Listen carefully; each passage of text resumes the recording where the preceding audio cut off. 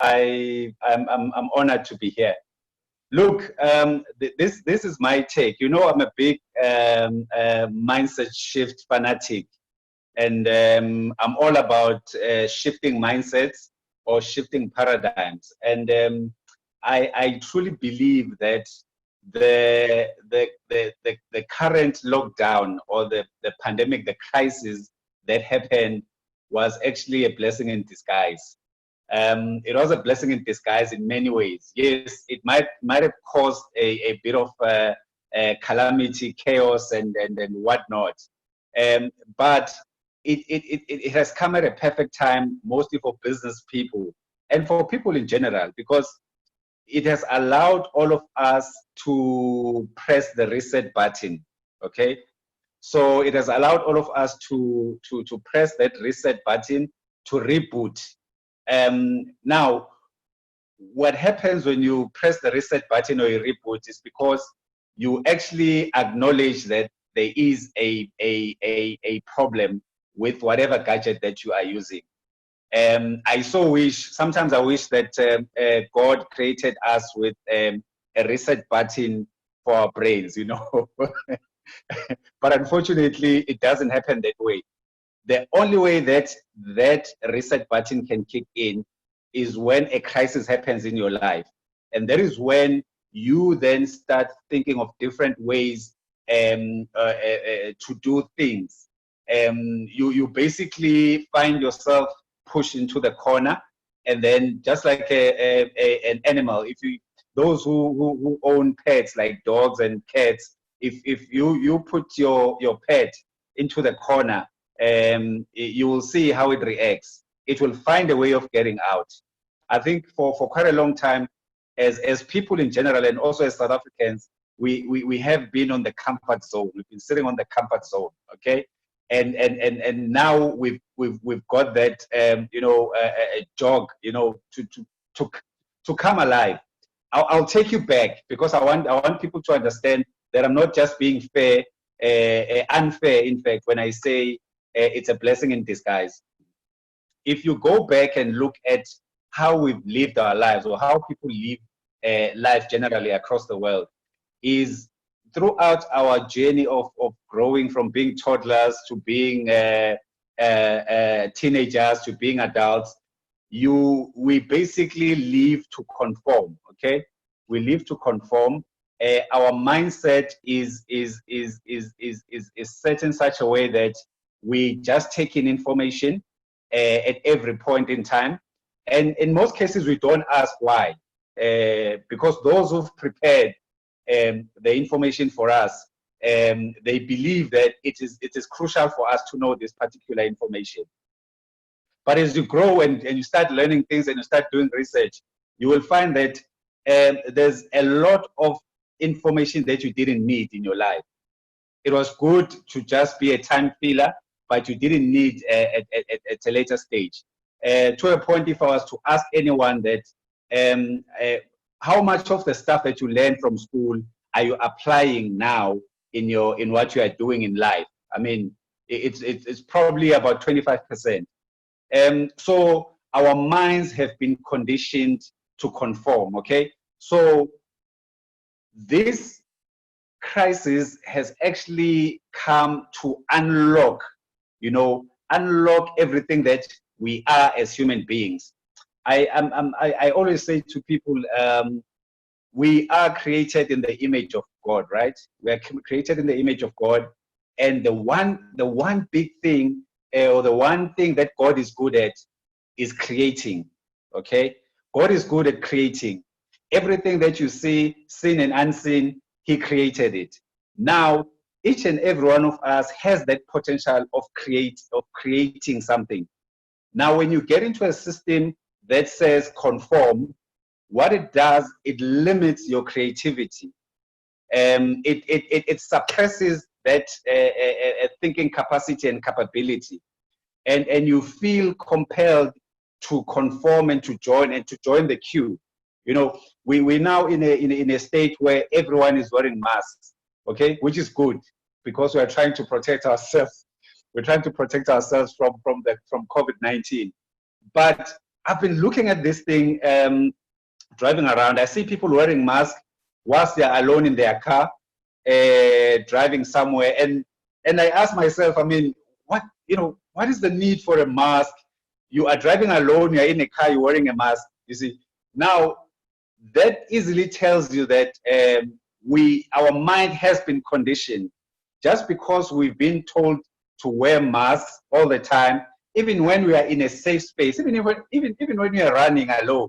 I mean, there's no need to suffocate your lungs. I'm just giving an example of how the mind is how the mind is conditioned. Okay, so you will find that even in life we follow the same pattern, where we will do things just because somebody says we must do things. We will do things just because we see other people do things. We'll acquire things just because Mang Mang has acquired this, and society has set what you call societal standards, okay?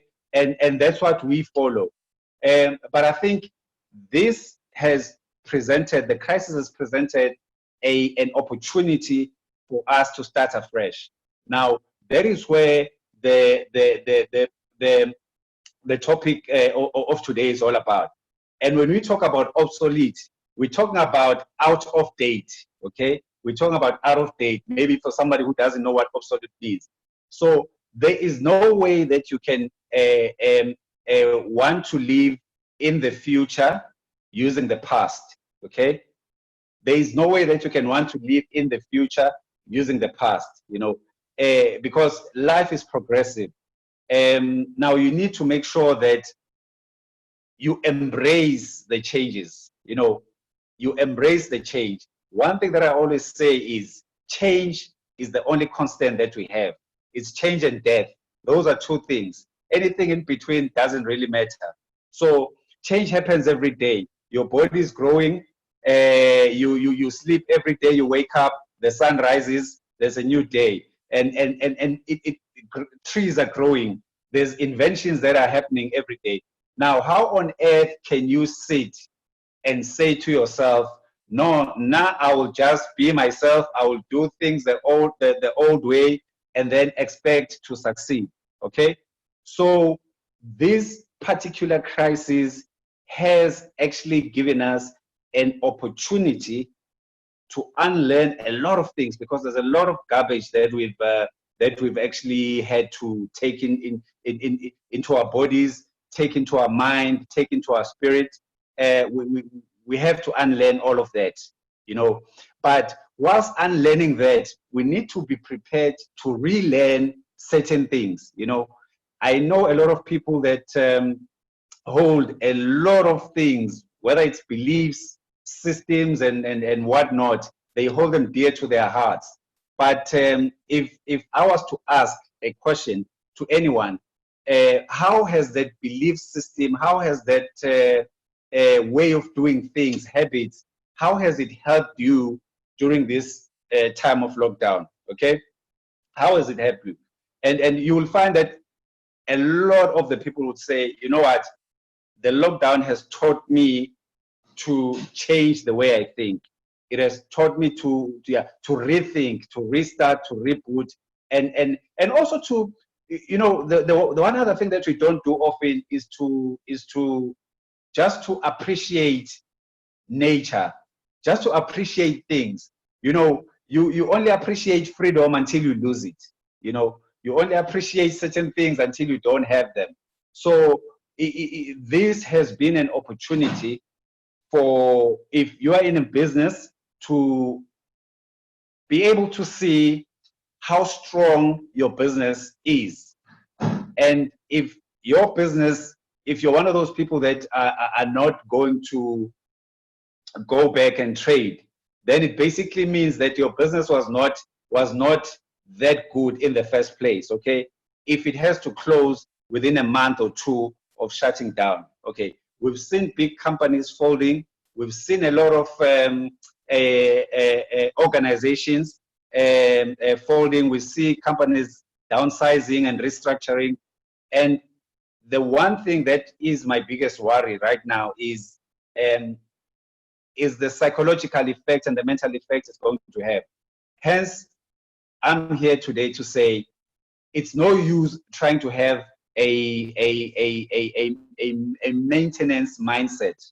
Now I'm going to move into the business space or the corporate space, where a lot of businesses, what they need right now, they need leaders, not managers, because maintenance managers, the managers maintain. It's like you've got this thing that you have, and you are told do 1, 2, 3, 4, 5, and then things are going to go this way. But now, even if you are an entrepreneur yourself, you need to be an entrepreneur that has some good leadership qualities, because the mere fact that you are maintaining things has not worked for you.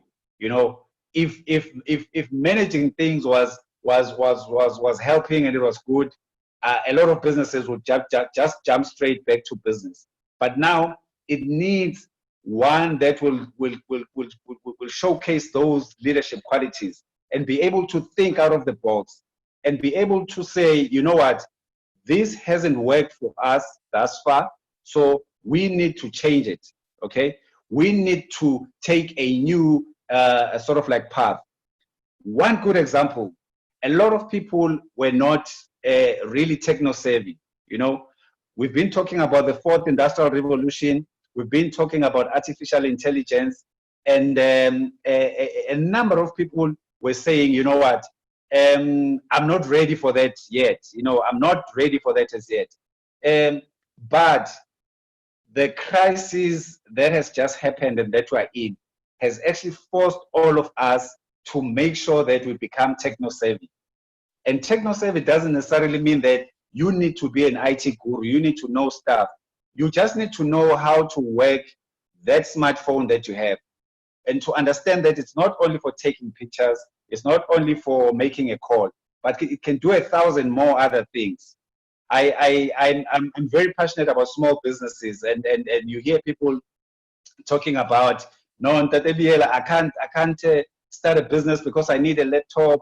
I can't start a business because I need money and whatnot.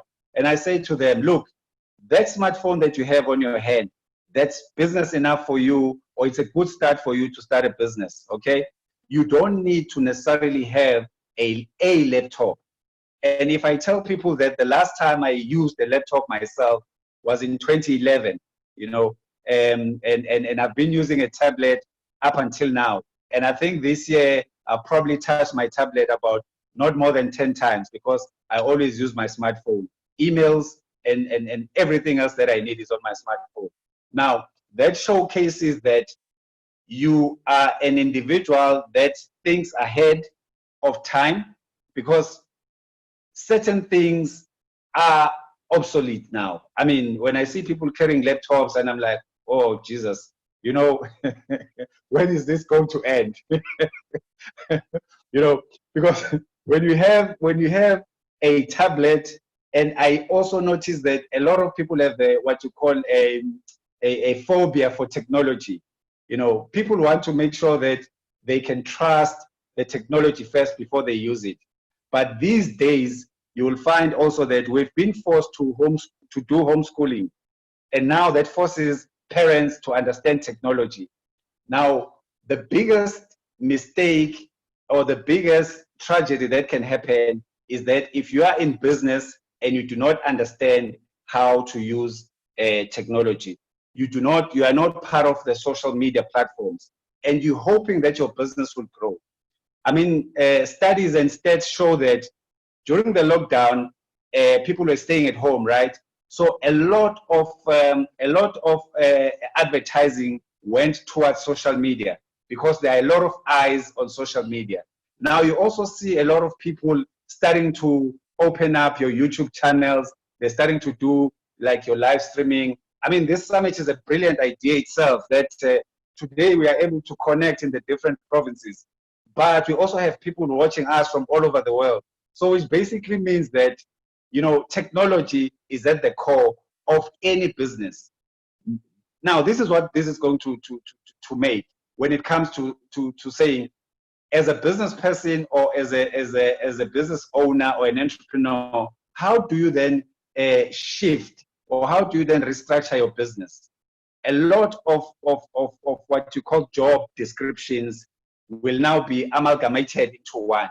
So you're no longer going to have a guy who does social media, another one who does marketing, another one who does whatever. You'll find that if I can get a Tapelo who can do all three at once, I'll hire Tapelo and get rid of the two, you know. And that is where we're heading. And we're also heading to heading to what we call the gig economy. You know, you can see people now are working at home, which basically means for the longest of time we could work at home. It's just that there was nothing that forced us to work at home. Now, what does this mean? It means that people can actually freelance, you know, because now if I don't need to go to the office, I mean, why do I need to drive every day and go to the office? If I'm an HR expert and I can service this organization, I might as well service the other organization and a third and a fourth and a fifth because I have the expertise. Now, that's what gig economy is all about. Is you are freelancing and you're working based on the project. So it's a project per project basis. Now, this is presenting quite a problem for a lot of organizations, and is presenting a headache for entrepreneurs, right? Because they don't know how to treat this. You know, they really don't know what to do right now. Or should I keep SIPO, or should I let SIPO go?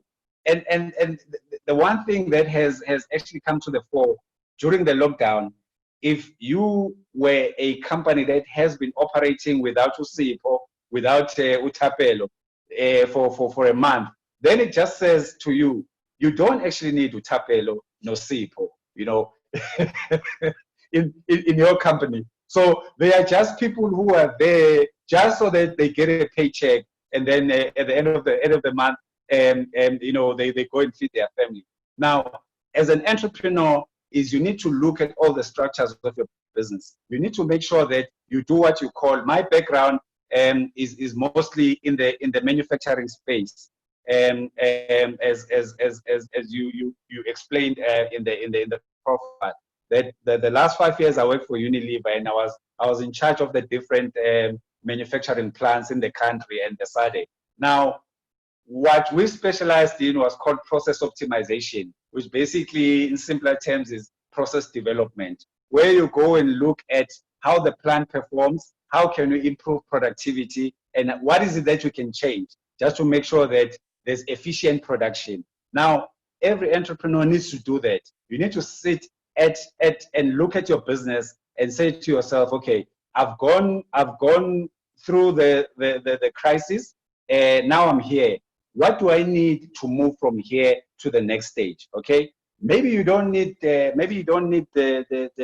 four walls of the building that you are using. If you are a company that provides like consulting services, you know, unless you're in manufacturing, and also you have to look at the systems. I mean, nowadays you find that there is an app for everything. Okay, now, if you operate with the mindset that says, I'm a maintenance mindset guy, you are that guy that will want to drive to the bank, you are that guy that will want to consult an accountant, you are that guy that will want to go and consult a lawyer, when you actually can have all of these on your smartphone and apps. I mean, there's so many apps that have come up that do your whole 100% accounting, to submitting your financials to SARS and linking up with the bank. And even with the registration of companies, you don't need an intermediary to register a company. I mean, if you bank with one of the banks, you talk to them, they're linked with CIPC, and you do it on the phone. And within 4 or 5 days, you've got a new company that comes with a bank account. So the whole mindset has to shift in that. If you are a maintenance guy, that obsolete, you know, old maintenance mindset, you'd want to stick to the old stuff and an old way of doing things. But now it presents each and every one of us to say, let me do introspection. Some may just have to do an introspection where they say, am I really cut out for business, or am I really, cut out to be the middleman? Because when people think about business, they always think that an entrepreneur you have to do something, okay? Sometimes you can't be an entrepreneur by just providing ideas. You sell ideas and people pay for your ideas. You still make money.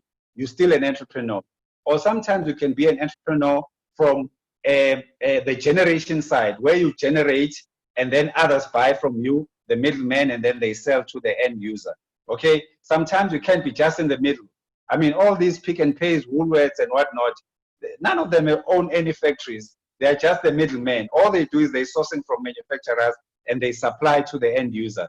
Or you can be at the tail end where you become an end user, but obviously being in touch with the market and understanding the market very well and providing that service. So that's why I'm saying a lot of us have that opportunity now to say, look, I may be an entrepreneur, or I may be a business person, because these two are different. They are not one and the same thing. I know they are always used interchangeably, where you then say, but what is it that I specialize in? Okay, let me try and focus in what I specialize in. I'll give you an example. For a good 9 years, I was running a manufacturing company that started the mobile fridges and the mobile kitchens and whatnot. We started it in 2007, and it spread throughout the country. So I'm one of those companies that actually, popularized the use of mobile fridges.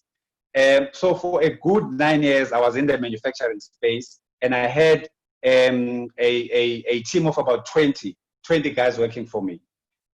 That was one of the most stressful businesses to be in, because I had to make sure that every week I provide for these guys, okay? I must make sure that they put food on the table. But when I had to close down my business in 2015 and moved into consulting, and I decided to do away with the overheads, and I said, I'll be working from home. So I had to slash all the overheads. Now I'm working from home. I don't have anybody working for me except myself and my wife. And now I got the freedom of mind. Okay, I don't have to worry about paying anyone, but I'm still an entrepreneur.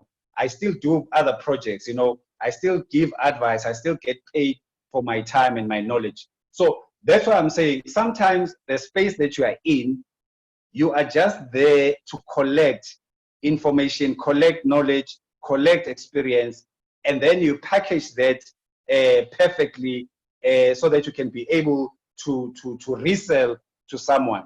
Because if you really look at it, all that we do as consultants and coaches and trainers or whatnot is we collect information, we do research, we work from our own experience, we package it nicely. Then what we do is we sell you the content and sell you the time, okay? So instead of you going like a whole 24 months trying to figure something that we can sort out in a month, then you have to pay, because experience costs money. All right. So all I'm saying is this phase that we are in, it's an opportunity for us it's an opportunity for us to press that reset button, to start afresh, and also understand that it's okay to fail. It is okay to fail, because there's always a new start. You can always start afresh. I mean, the only thing that you can take from failure is learnings. I personally don't look at failures as what. I actually look at them as challenges. I take learnings from that, and then just like how I do when you build a wall, you put a brick over another brick, and that's what I do as I move towards my destiny. So all in all, I would say, as individuals, we need to start decoding, we need to start unlearning, we need to start relearning, and we need to start new habits. The maintenance mindset can get you so far.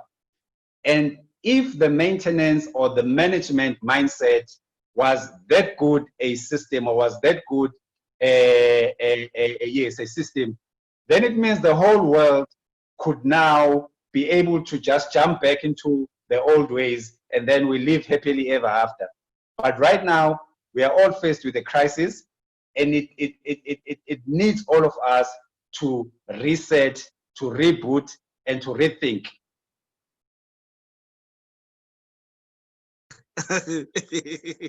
I was tempted to come in and ask questions, especially on the aspects of leaders. Right Yes. now, when we were in the building phases of MindThink Institute, we understood that there is a global call of developing leaders with a global mindset who can be able to bring global answers to global questions. Because the same model that we're replicating, we want MindThink Institute to be the effective pipeline of producing global mindset leaders who are able to get a reference of global solutions and bring them locally and see how we can deploy them in trying to rescue some of the everyday challenges that we're having. So my question is this one, especially you spoke about the cruciality of developing a mindset that can adapt to everything. So how do I ensure that I've gathered quality information that brings a positive mindset in me that is stronger to fight the voice that raised me in the house? All right. Because okay. Go ahead. Is it clear the question? Yeah. Thank you, sir. I did. Yeah. Look, I say, I always say to people, you must always water. You must always water your seed. Okay, which basically means you must always firstly filter what you take through. That will be, mentally, by what you read, what you watch, and what you do. And if you want to become the best in your field, then do research around your field. Find out what the latest topics are all about. I mean, a year and a half ago, my family and I decided to stop watching TV. I mean, I no longer watch TV because it's because it's one of those mind setting and mind. It forces you to conform. You can only take stuff that they show you and what they decide to show you. But where I'm going is, I've taken a route where I do research of the topics that I'm interested in. So for you to be ahead of the rest, you need to read books. Read. You can see behind me, I've got a number of these books. They are not for show. They are not for show. I've read each and every one of them. Okay, so that is where you can draw. That is where you can actually draw information that other people don't have. And I watch a lot of YouTube videos, obviously, that pertain to what interests me. All right, and I'm always on top of the current news when it pertains to business, when it pertains to politics, when it pertains to wealth economics, because I know that all those three, they affect me directly. What's happening in the US, it might seem afar, but it has an impact on me, to a certain extent. Yes, I love the fact you already tap into global problems that are really affecting you. Before I go to our participants, there's a question that is very interesting that my team members are saying I should ask you. Why did you reject the offer in 2013 during Dragon's Den? Oh man, I always get that question that, but dude, why did you reject that 1 million rand offer? Look, I felt at the time my business or my IP was being taken away from me. The Dragons wanted to take 60% of my business, and I was at the time, I was very passionate about about my business and how I have grown it throughout the 9 provinces and to some African countries. So for me, I do not function. I can't function well if I do not have control of a certain thing. So I felt that I was going to lose control and I was going to be dictated to. And to me, it just resembled where I come from. Because one of the reasons why I left corporate, because I was actually, I had reached the ceiling. I had reached the roof. I just felt I was bigger than the corporate. Hence my leaving the corporate. Wow. Respect for that decision. Not everyone would have rejected such an offer. And look, I'm asking that question from the angle that right now sales are declining, and strategies, whether marketing or sales strategies that we had set at the beginning of the year, are no longer deployable right now. So chances are high I might be having a good value adding business model that I am offering the society. But because of the current state and my ability not to have a shifted mindset, I might fall into a trap of getting someone to pay for my past commitments decisions. You know, one thing that I said when we started the summit, and I think I will say it until we finish the summit, as much as government is trying to assist us with relief funds and all this, but all these measures are not making us to be adaptive. They are just making us to pay respect to past decisions that we had made in business, you know. So that's why I'm asking that question. Speak to someone who was looking at an option of looking for funding or looking to sell equity in their business, because believing that the current state is challenging their thinking ability, or they believe that this time, critical time, it is beyond their thinking solutions. Yeah, I think Tapelo, the one thing that people need to learn to do is to look beyond the smoke screen. Okay, it's very important to do that. I mean, how many times have we been told that banks provide funding for you, and then when you get to the banks, they shut the door in your face, whereas they came and did quite a number of these seminars and telling you, no, we've got funding for small businesses and whatnot. So what I'm trying to say is, do not believe everything that you hear. Do not believe everything that you see. Go behind the smoke screen. Do your own research.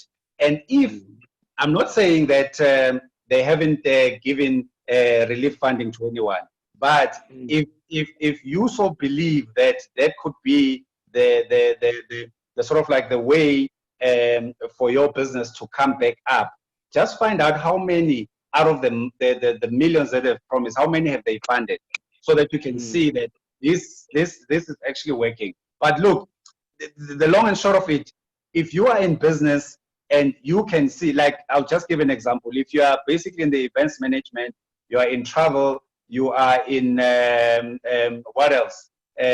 Tourism. I mean, you really need to rethink whether to get back to that business or to just shut it down. It's either you rethink and getting back to it, you shut it down, or you evolve, you know? So you can do one of the three things. But it's mostly, I firstly encourage looking at evolving. How do I move with the time so that I can make myself relevant? But if you can foresee that your business is not going to make it in the next, say, 6 months or 12 months, rather shut it down now, because all you're doing is you're prolonging your pain. Ntate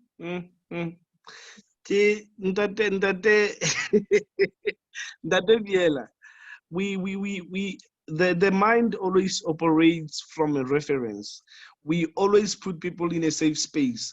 I respect you for being honest, because a lot of people, they're scared of shutting down because Bafi Laura, you know, assistance is coming somehow, but it's not. It's not. You know, it's difficult to be sleeping in that pillow at night and you don't get to get peace. I love what you said. freedom of mindset. Sometimes it's sitting in us unlearning what we thought was winning for us and preparing to relearn something that is new. Say, thank you very much. Let me read our attendees' questions or suggestions. And Dade Joseph Khubi Ori, interesting. And then Dade Polo Ori, thank you, Dade Biyela. I'd like you to give me tips about manufacturing industry. Look, this is not only about people who are already in business. This is Yes. us creating a platform where we are able to connect and give access to each other. I was telling Dade Biyela when we started, I've been a fan that has been at the corner, looking at his progress and things that he was doing. Look, even the team is aware of how long you've been in the space, but a lot of people think we just brought you for the survival summit, but we understand that there might be someone who will benefit out of your presence, out of your know-how of doing business, out of your wisdom. So how do I get hold of you? What can we get from you more beyond this platform? Okay, before I give out my details, I just want to let people know that I'm an author, by the way. This is a book that I authored in 2016. It's called Mindset Shift. So it's basically my story, but in between, in the story, you pick up where I've had to make a mindset shift, okay? And then there's a book that I suggest to small business. It's a small business handbook. The small business handbook, okay? Yeah, yeah. It basically teaches you everything from how to register your business, to marketing your business digitally, to doing a business plan, and all that stuff. So you can get this from me. It's written in English, and it also, unfortunately for now, it's available in isiZulu because it was targeted in this, for entrepreneurs in this province. All right, but besides that, I also, for those who, because I know that the station that I contribute in reaches all the 9 provinces. So if you are a person that understands this is Zulu, I'm a resident business contributor on Ntokozo FM every Monday between 8 and 9 on a show driven by DJ Skameza. So, so if you would like to join me every Monday, do every Monday between 8 and 9. The name of the show is called Sitagela Isizwe Ngezama Business. So we're talking business, okay? But people can use this WhatsApp number to get in touch with us at the office. And I sometimes personally read the WhatsApps. The number is 065 871 2424 065 871 2424. And then the social platforms, you can go to all the social platforms. We are at Mindset Shift 247, at Mindset Shift 247. And then but on my personal page, as you know, I hardly talk about business and all these other stuff. So I just goof around because I feel that's an outlet for me to just gauge what people think. You know how I do things. I just throw a topic, not necessarily that I believe in, but I just want to see where the mindset of people is. But it's Ntokozo Mondli Biyela when it comes to my Facebook page, and Biyela _Ntokozo on Instagram. Ntatwaga, give us the takeaway. What is your departing words for us? The takeaway is, do not drag a dead horse. Okay? Do not drag a dead horse. So if you are in a business that it has been clear to you that this business is not going to work going forward, rather cut your losses now, shut it down, and start something new, okay? And even for those who are in the entrepreneurship space, because I know that, excuse me, it has or it will affect them quite a lot. You know, being in a space where you are not going out to market, get a business, and then operate. So you're in the space of where you're waiting for things to come to you.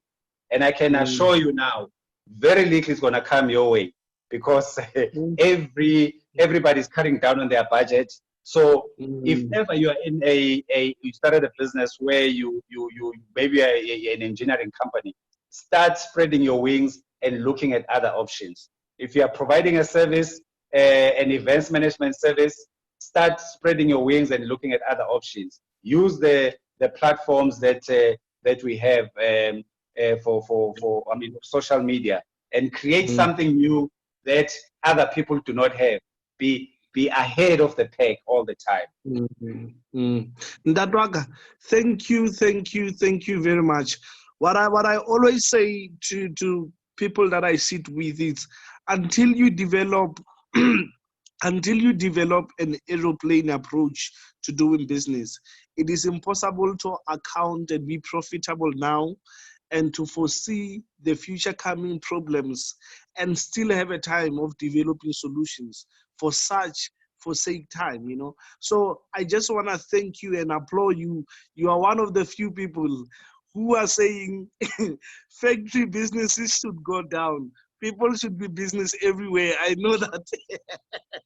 So on behalf of the entire MindThink Institute team and on behalf of all the attendees, I just want to thank you for the time that you've taken to come and water our seat of knowledge, for you to come and open an eye that no one wants to speak about, which is the truth about how things might turn after the lockdown. Ndadwaga, thank you very much. Thank you very much. And I'm hoping this is the beginning of the relationship that we will build with the institution. Definitely. Thank you so much. Thank you so much. And I hope that once we get to level 1 or level 0, I'll come to the Free State and I'll share something with the audience there. Yeah, they say big up. They say big up, please. That tempo. I'm sorry if I'm announcing your surname wrong. Or thank you. I see again Honali inbox. Ausi Jabulile quoted your words. Do not track a dead horse. Siyabonga baba. Thank you very much. Ladies and gentlemen, once again, I want to thank you for the moment that you took with us. And please remember, we still continue tomorrow to our episode 9. So please extend the invitation. The emails sometimes can go to your spam emails. Please look at them during midday. And if you don't get any email, speak out so that we're able to assist you.